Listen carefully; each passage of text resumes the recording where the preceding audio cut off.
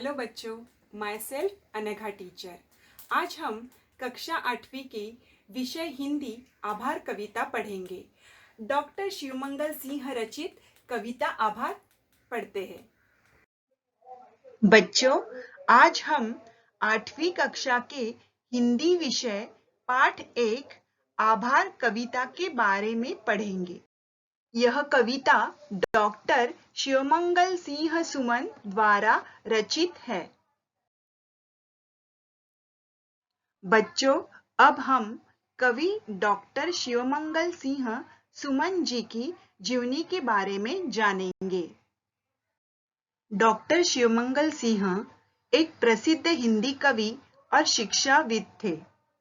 उनका उपनाम सुमन था। सुमन जी का जन्म 5 अगस्त 1915 को उत्तर प्रदेश के उन्नाव जिले के झगेरपुर में हुआ था। वह एक अग्रणी हिंदी लेखक और कवि थे।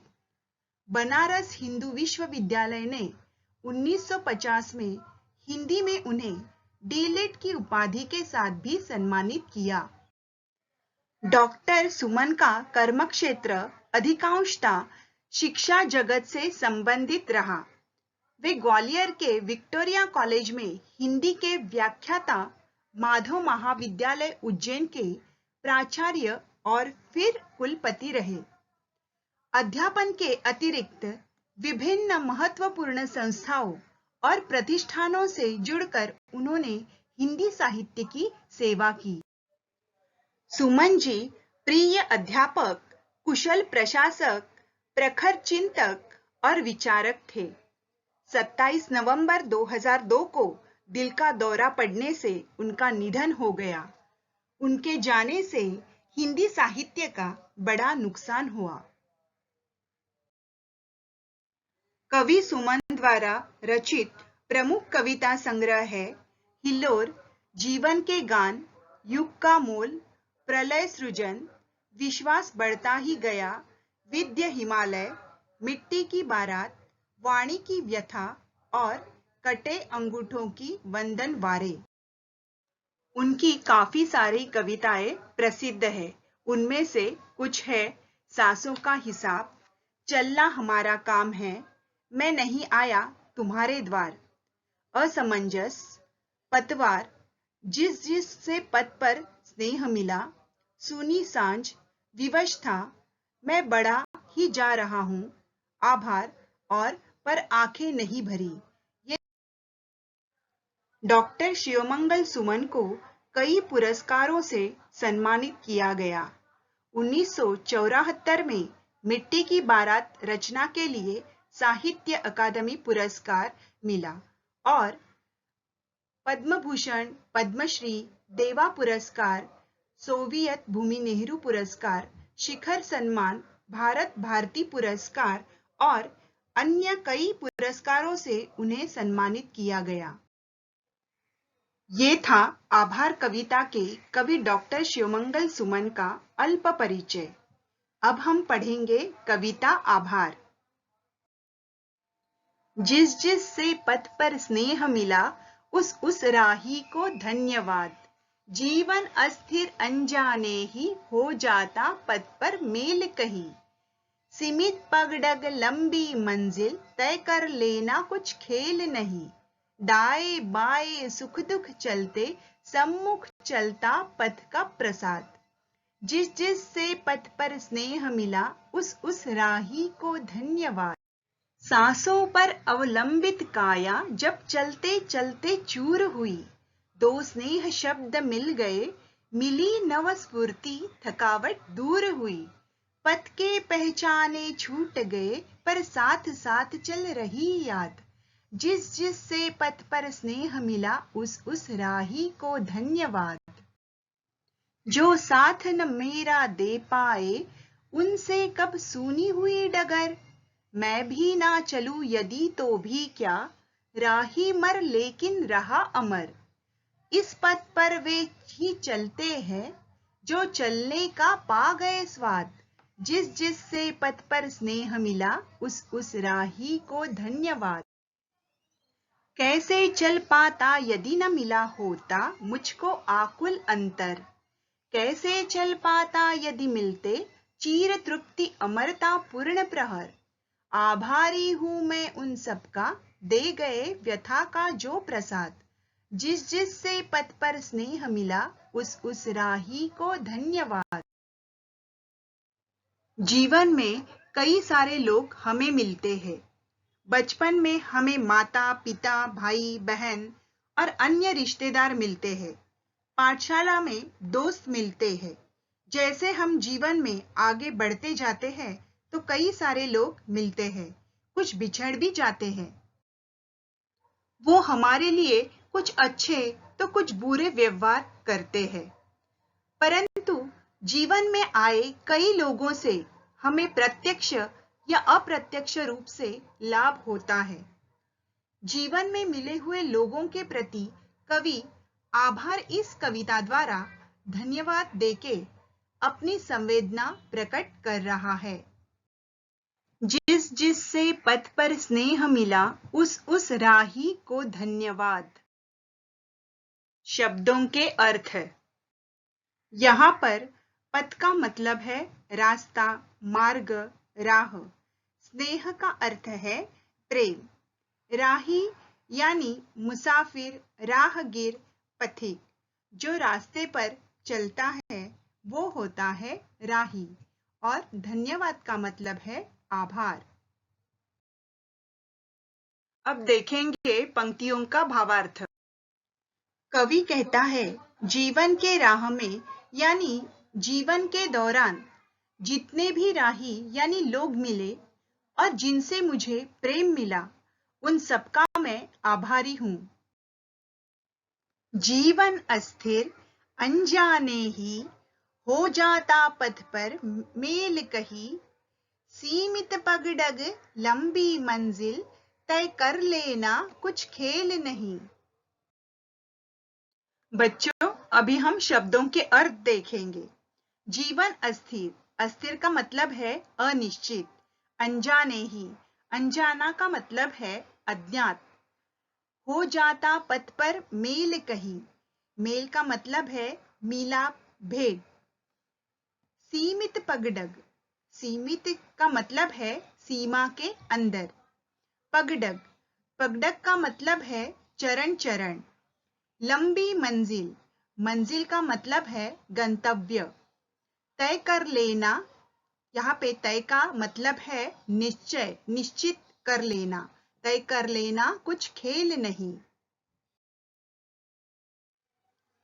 बच्चों, अभी हम पंक्तियों का शब्दार्थ देखेंगे। जीवन अस्थिर अनजाने ही। हमारा जीवन कैसा है? हमारा जीवन अनिश्चित, अज्ञात है। हो जाता पथ पर मेल कहीं, मतलब रास्ते में मिलाप हो जाता है। सीमित पगडग लंबी मंजिल। चरण मतलब चरणों की भी सीमा है, चलने की भी सीमा है। लंबी मंजिल। मंजिल यानी गंतव्य, स्थान बहुत दूर है। तय कर लेना कुछ खेल नहीं, मतलब उसे निश्चित करना कुछ खेल नहीं। अभी हम पंक्तियों का भावार्थ देखेंगे। कवि कहते हैं कि हमारा जीवन अनिश्चित है, अज्ञात है। जीवन के कई पहलू से हम अपरिचित हैं। पथ का अर्थ यहाँ जीवन रूपी रास्ता है, जिस पर सभी को चलना है। जिस तरह रास्ते पर चलते समय मुसाफिर मिलते हैं, उसी तरह जीवन रूपी रास्ते पर भी कई लोगों से मुलाकात होती है, रिश्ते बनते हैं। इस जीवन रूपी रास्ते पर जब हम चलते हैं तो हमारे चरणों की या यूं कहे हमारे जीवन पथ पर चलने के रफ्तार की एक सीमा है और मंजिल, गंतव्य स्थान यानी जीवन का अंत बहुत दूर है और उस अंतिम पड़ाव तक पहुंचना कुछ खेल नहीं, यानी आसान नहीं। यहाँ कवि हमें जीवन पथ की कठिनाइयों से अवगत कराता है। तो बच्चों, अभी हम अगली पंक्तियां पढ़ते हैं। दाएं बाएं सुख दुख चलते, सम्मुख चलता पथ का प्रमाद। जिस जिससे पथ पर स्नेह मिला, उस राही को धन्यवाद। अभी हम शब्दों के अर्थ पढ़ेंगे। दाएं बाएं सुख दुख चलते। दाएं बाएं का मतलब है आजू बाजू और सुख दुख का अर्थ है खुशी और गम। सम्मुख चलता, सम्मुख का अर्थ है सबसे आगे। पथ का प्रमाद, प्रमाद का अर्थ है मतवालापन, मस्ती। जिस जिससे पथ पर स्नेह मिला, स्नेह का अर्थ है प्रेम। तो बच्चों, अभी हम पंक्तियों का शब्दार्थ देखेंगे। दाएं बाएं सुख दुख चलते, मतलब हमारे आजू बाजू में खुशी और गम चलते रहते हैं। सम्मुख चलता पथ का प्रमाद, मतलब सबसे आगे रास्ते का मतवालापन है।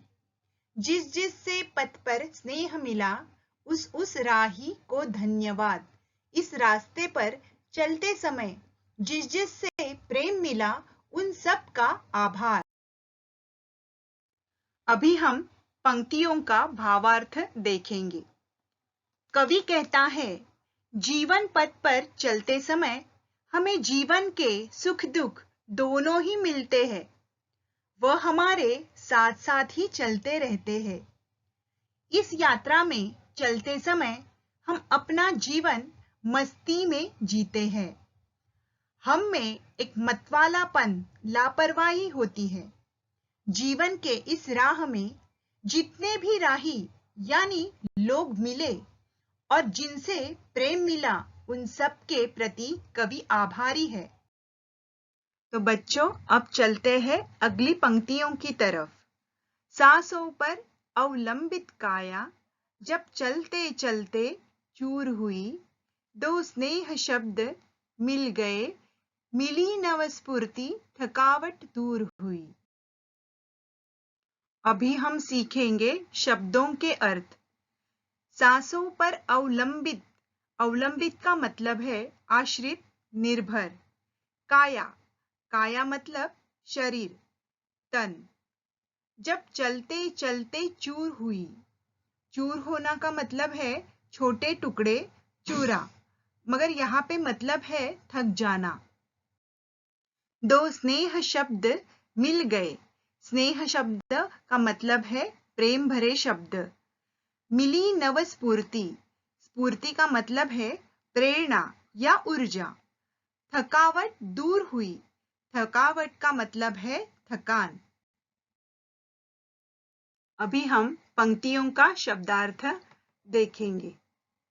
सांसों पर अवलंबित काया, अपना शरीर जो सांसों का आश्रित है। जब चलते चलते चूर हुई, जब चलते चलते थक जाए। दो स्नेह शब्द मिल गए, दो प्रेम भरे शब्द मिलते ही। मिली नवस्फूर्ति, थकावट दूर हुई, मिली नई ऊर्जा और थकान दूर हो गई। अब हम पंक्तियों का भावार्थ देखेंगे।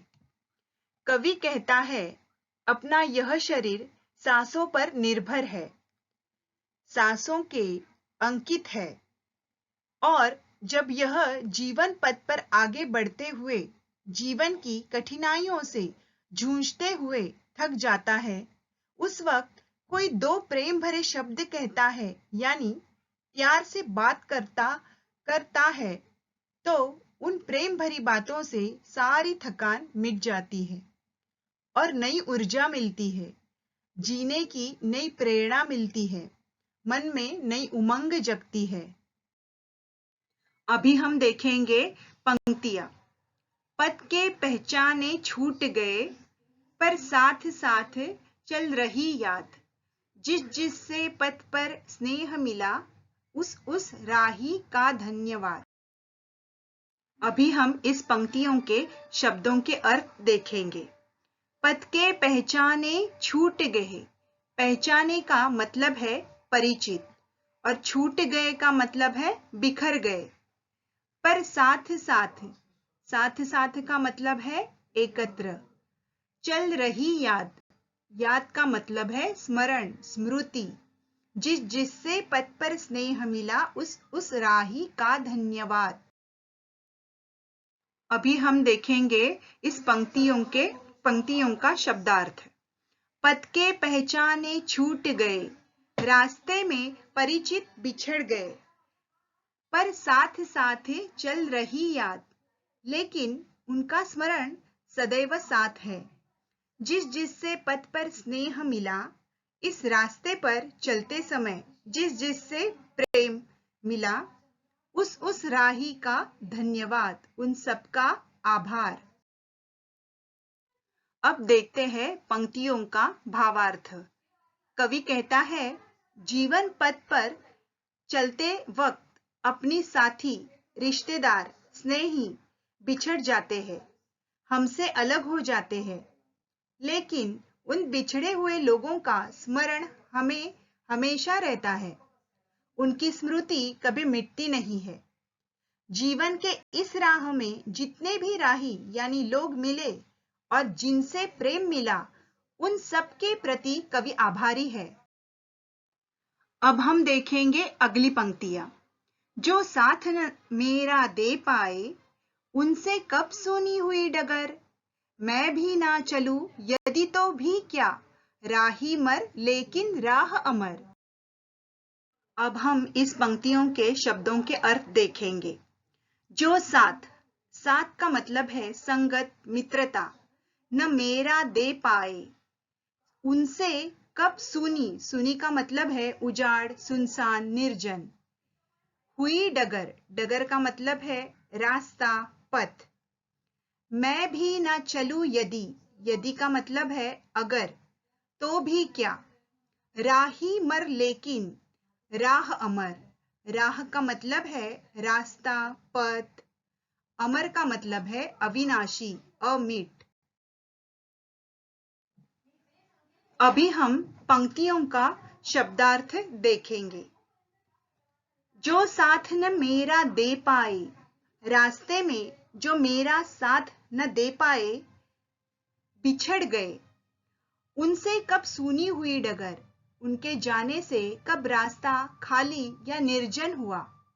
मैं भी ना चलूं यदि तो भी क्या, अगर मैं भी चलता छोड़ दूं तो भी क्या होगा। राही मर लेकिन राह अमर, राही मरता है, राह नहीं। अभी हम पंक्तियों का भावार्थ देखेंगे। कवि कहता है, जीवन पथ चलते वक्त कई साथी बिछड़ जाते हैं, हमारा साथ छोड़ जाते हैं, तो क्या उनके जाने से यह जीवन पथ सूना हो जाएगा। इस सवाल का जवाब भी कवि देता है, किसी के भी जाने से यह जीवन पथ सुनसान नहीं होता। पुराने साथी बिछड़ेंगे तो नए मिल जाएंगे। वैसे इस जीवन पथ को किसी की जरूरत नहीं।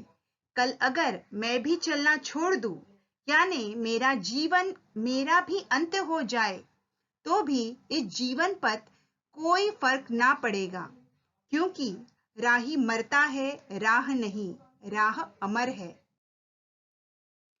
बच्चों, अब हम अगली पंक्तियां देखेंगे। इस पथ पर वे ही चलते हैं जो चलने का पा गए स्वाद। जिससे पथ पर स्नेह मिला, उस राही का धन्यवाद। यहाँ स्वाद का अर्थ है जायका, लज्जत। बच्चों, अब हम इस पंक्तियों का शब्दार्थ देखेंगे।